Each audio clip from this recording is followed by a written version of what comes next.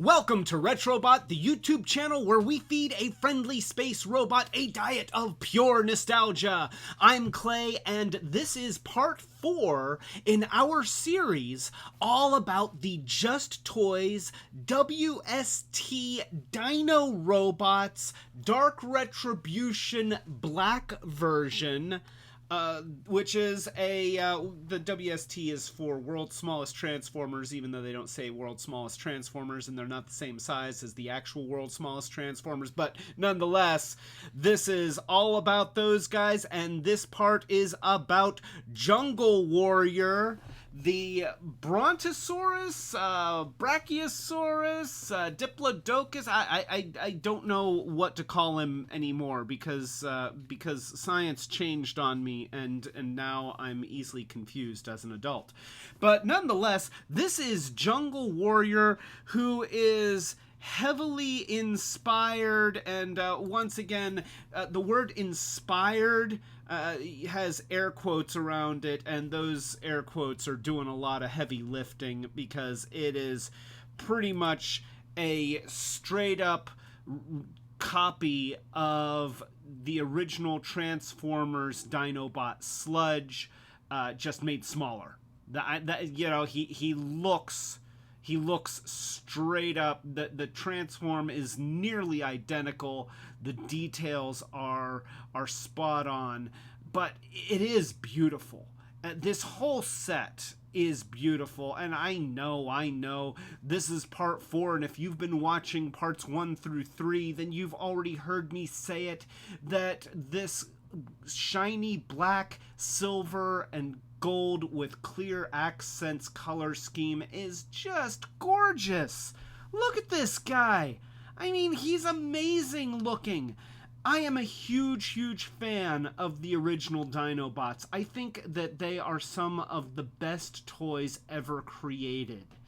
And the original color scheme that was used, with the metallic gray with the smoked clear parts and the reflective gold inside, and then the silver accents, it doesn't get too much better than that. And then I look at these guys, and they just look fantastic. Arguably a nicer color scheme than the originals, or maybe in this case, since it's mostly black, lack of color scheme. You know, there's not really a whole lot of colors going on. We got black. That's sort of, depending on how you're looking at it, as a light, it's no color, and as paints, it's all colors.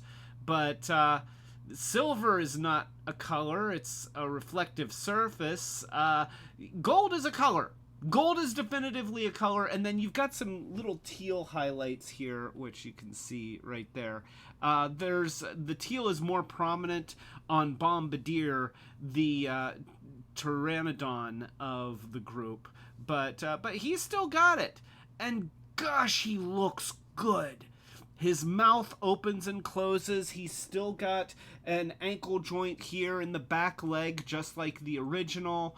And I think that the fists transform exactly the same as well. So all in all, he is just a fantastic reproduction of the original, but of course at a fraction of the size. So here is Jungle Warrior next to his Gen 1 Transformers Dinobot counterpart Sludge. And you can see that he's about half the size.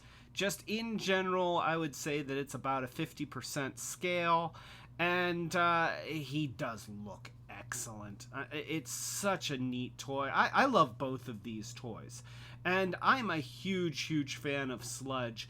I know that I said during the Desert Warrior video, which was part 2 of this series, that Snarl may be my favorite Dinobot in terms of the toy. But I have to say that Sludge has also always been one of my favorites, just because there's so much unique geometry here. The long neck and the swooping arching back and the long tail that I always found it just amazing that they were able to turn that into a robot and do it pretty convincingly. So let's go ahead and let's transform this guy. We'll pull him off here and go ahead and pull him onto the main camera. So here he is, and you can see he's just a little guy. He's cute. He's very cute. He's got the swoopy neck and the arched back. He's adorable, but also awesome. How can something be adorable and awesome at the same time? I don't know, but Jungle Warrior, which by the way, Jungle Warrior, I'm guessing that that's kind of inspired, and okay, I'm not guessing. Monica was guessing. My wife, she speculated that because of the legend of Makela Mbembe, I can't say it, but you know what I'm talking about. The legend that there was a Brontosaurus living in the jungle is why they named this one Jungle Warrior. I don't know that. It's just a speculation, but it could be. It could be. So here he is. Now, he does come with a missile launcher, and he comes with 3 missiles. So we got another 2 here. But there's nowhere on the dinosaur to put the missile launcher. And if you look at the instructions, which I have the instructions right here, they don't even show the missile launcher as being part of the set. Come on, instructions, you can get there. So yeah, they show the sword and they show the gun, but they do not show the missiles or the missile launcher, maybe because there's nowhere to put them on the dino mode. And, you know, the other guys, so far, all the other guys, their missile launchers go somewhere on the dinosaur. It seems like there should be a hole in the back leg of the Brontosaurus that this would peg into, but it isn't there. And if you look at original Sludge, there's no hole there either. So I don't know, and I remember that gun. Yeah, I've got probably a couple of these in my parts bins, and it wouldn't go on him either. So yeah, that's a little bit weird. Of course, it does come with the instructions, and the instructions are very nice. You can see some very nicely done artwork on the front here that shows Dinorobots Jungle Warrior. This one at least doesn't say Sludge, and my camera is just not going to focus in on that, is it? It really doesn't want to. Let me try. Come on, camera, you can do it. Don't you want to focus in on this? Come on. Nope. The camera's just not going to cooperate on this one. Oh wait, there it is. There it is. So you can see that some very, very nice artwork on the front there, and then a nicely done set of instructions with photographs and arrows. And strangely enough, there's color. Just red arrows, which, you know, it's weird because I don't remember there being color in any of the other pamphlets, but this one has red arrows, which is pretty cool. And then it's printed on the other side as well to get to the rest of the transformation. And then you get to the end, and it shows you that you can put the gun in a fist and the sword in a fist, and then it shows you where to put the stickers, which I do have the sticker sheet right here. And these, I'm not going to be applying the stickers. Yeah, the camera's not going to focus in on these. They are just going to stay on the sheet. I'm not a big fan of stickers anyway, because honestly, first of all, I don't like stickers anyway. I'm just gonna say it. I stopped putting stickers on my Transformers toys, within a couple years after I started collecting them, because stickers just get nasty. They start to peel up, they wrinkle. It gets to the point where the sticker that you were so excited to put on and put on badly only makes the toy look worse. And I am so glad that we now have just detail paints put on and tampagraphing and stuff like that, so that your toys come out looking nice, and I don't have to screw them up with stickers that are ultimately going to wear and start looking lousy anyway. But honestly, look at this guy. Would this be made any nicer with a sticker? Because I don't think so. I think that this toy is gorgeous the way it is, and it does not need any embellishment. Not one bit. Nonetheless, we do want to transform it, so let's go ahead and do that. I'm going to start by very, very carefully, because it is small. I'm going to get my fingernail in between the two halves of the tail, and I'm going to just kind of try and pry those apart gently. Please, please, please. Gentle. Oh, I don't like that it's so stuck. Come on, you can do it. See, I've got a little gap there. It wants to go. Okay, it doesn't really want to go. So, here, what I'm going to do is I've got a pen cap here, and I'm just going to kind of wedge that in there, and then there we go. We got it to pop out. So we're going to do that. Now I'm going to take the back legs here, and I'm going to rotate them, and then that just clicks in there. Oh, and I think that's spring-loaded. Oh my gosh, that just kind of popped in there. Oh, that's so nice.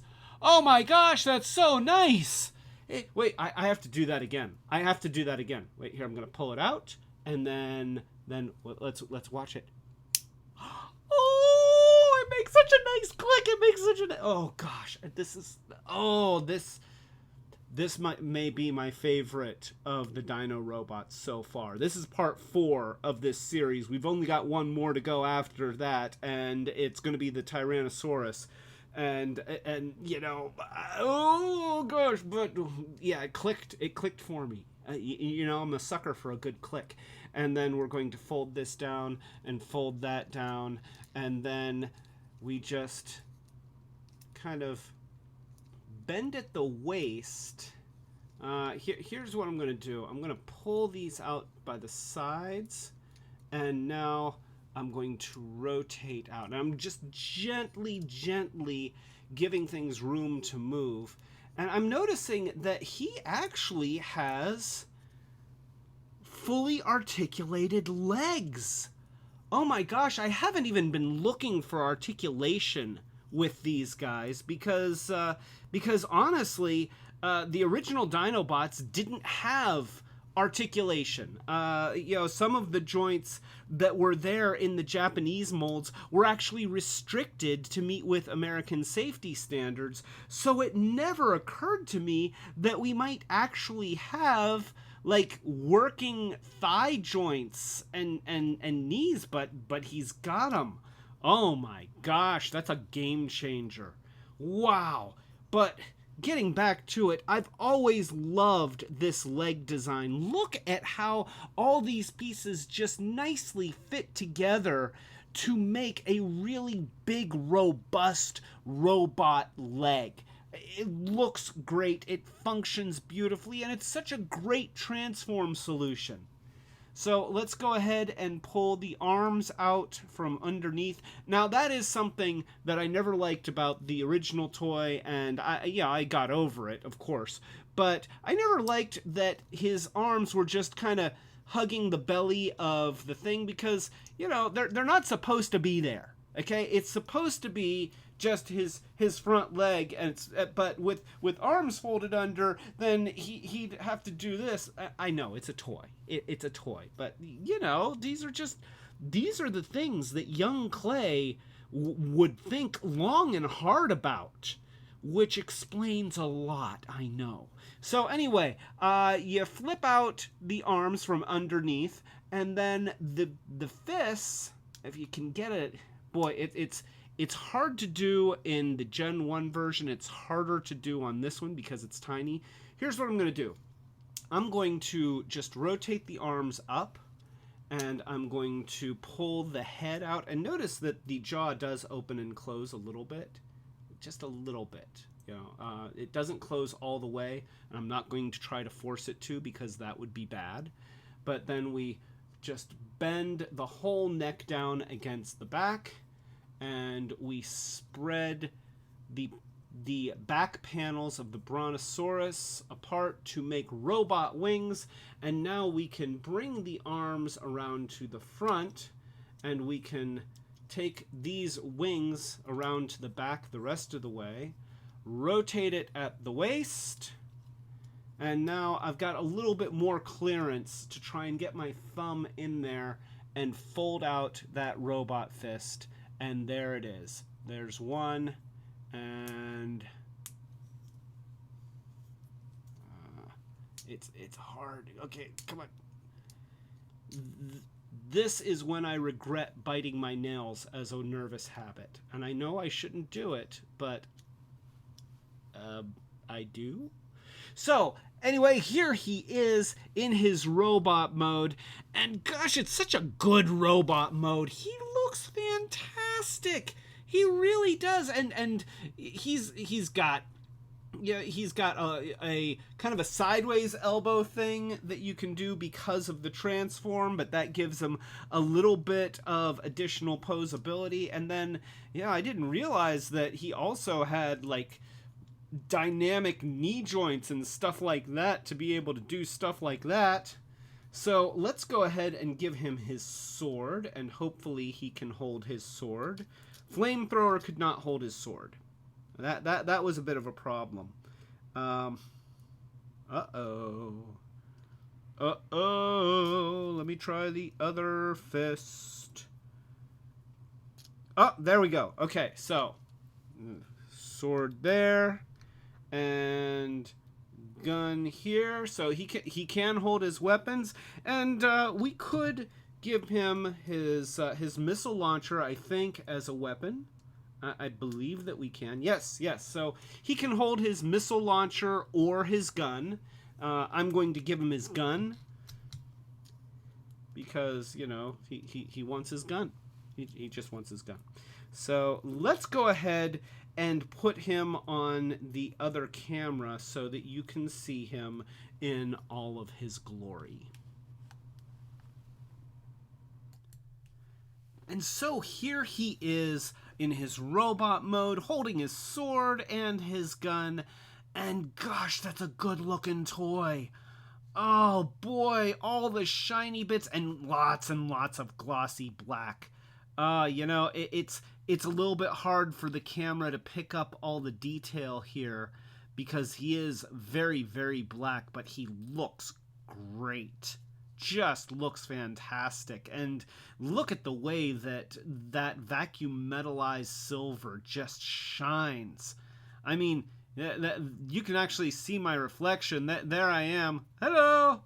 So yeah, there I am in the sort of warped in his back panel.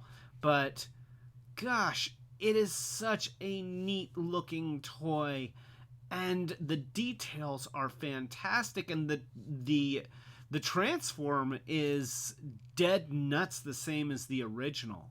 The only thing that I'm noticing with all of these guys is even though they do have the clear chest compartments, the compartments don't open. But we've even got extra posability on the legs, which is pretty darn cool. So yeah, this is just a beautiful toy.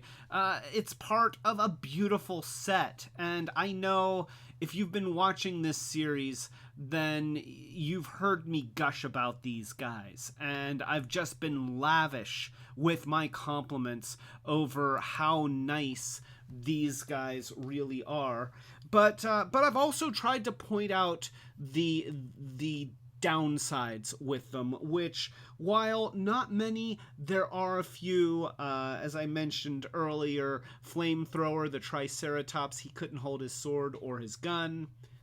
His missile wouldn't fit into his missile launcher. But you know what? I've got an extra missile launcher right here with missiles that fit in just fine. And you know, Jungle Warrior here obviously doesn't really need it. I don't know if maybe those will fit. I don't know. But whatever the case, the other thing that I will say about these, and I've been saying this about all of them, is that if you're looking for toys to play with, for yourself or for a child, I would not recommend this set. It's rare, it's expensive, it's hard to find, it's tiny, and I'm imagining that it's tremendously delicate. I'm not going to be playing with these a lot. I'm not going to be pulling them out and having little battles with them. I am going to be keeping them in their package and pulling them out from time to time to touch my chest and gaze on them lovingly as a father would of his brand new son, except that that these aren't going to create poopy diapers, which, you know, has its advantages. Also, I don't have to pay for college. So, you know, and when you weigh this set against the price of raising a child, then all of a sudden it's cheap. You know, you could get a dozen and it would still be cheap in comparison to that. So, yay? So yeah, that is my review. If you are a collector and especially a Gen 1 fan, then I can't imagine you being disappointed with these. Just go in eyes open, understand that these are showpieces, not really playthings. And if that's what you're looking for, then you can't go wrong with cute little miniature versions of the original Gen 1 Dinobots done in an awesome black, gold, and silver motif. I mean, that's, I don't care who you are, that's just cool. So that is Just Toys Dinorobots, WST Dinorobots, Dark Retribution Black version, Jungle Warrior, inspired by Transformers Sludge, which was originally a Diaclone anyway, but we won't go into all of that mess. Gets a very high recommend from me, and yeah, if you can find him and you're willing to pay the price, then he's great. The whole set is just fantastic. It's fantastic. So, if you like this video or these kinds of videos, then please subscribe to the channel, give us a thumbs up, click the notification bell so that you know when we're doing more of these Short Circuits videos. Also, you'll know when we're doing our live streams, which typically are done on Friday nights at 8 o'clock Eastern United States time. So that's it. This is Clay telling you to keep it Retrobot. Because why wouldn't you keep it Retrobot? I mean, what, you have something against keeping it Retrobot? And what is it anyway? And are we keeping it against its will? You know, I'm suddenly a little bit concerned about the moral implications of keeping it Retrobot. But not enough that I'm gonna stop saying it.